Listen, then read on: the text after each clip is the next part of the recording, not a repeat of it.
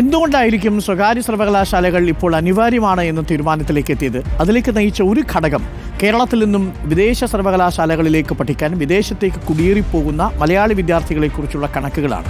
അവരിൽ പലരും പിന്നീട് തിരിച്ചു വരാതെ അവിടെ പെർമനന്റ് റെസിഡൻസിൽ സ്ഥിരതാമസമാക്കുന്നു എന്നുള്ളതും ഒരു പ്രധാനപ്പെട്ട വിഷയമായി തന്നെ സർക്കാരിന് തോന്നി. കണക്കുകൾ പ്രകാരം ഇന്നിപ്പോൾ വിദേശത്തേക്ക് പോകുന്നവരിൽ മൊത്തം മൈഗ്രേറ്റ് ചെയ്യുന്നവരിൽ 11.3% വിദ്യാർത്ഥികളാണ് പഠനാവശ്യത്തിനായിട്ടാണ് ഈ വിദേശ സർവകലാശാലകളിലേക്ക് പോകാൻ വിദേശത്തേക്ക് കുടിയേറുന്നത്. 2018 1,29,763 വിദ്യാർത്ഥികളാണ് പഠനാവശ്യത്തിനായി വിദേശ സർവകലാശാലകളെ ആശ്രയിച്ച് വിദേശത്തേക്ക് പോയിരുന്നതെങ്കിൽ 2023 അതിൻ്റെ ഇരട്ടിയോളം വിദ്യാർത്ഥികൾ പോയതായിട്ട് കാണാൻ സാധിക്കും. 2,50,000 വിദ്യാർത്ഥികളാണ് 2023 മാത്രം കേരളം ഉപേക്ഷിച്ച് വിദേശ സർവകലാശാലകളിൽ പഠിക്കാൻ വിദേശത്തേക്ക് പോയത്. ഇവരെല്ലാവരും ഗുണനിലവാരമുള്ള വിദ്യാഭ്യാസം ഉദ്ദേശിച്ച് പോയി എന്ന് നമുക്ക് കരുതാനാവില്ല.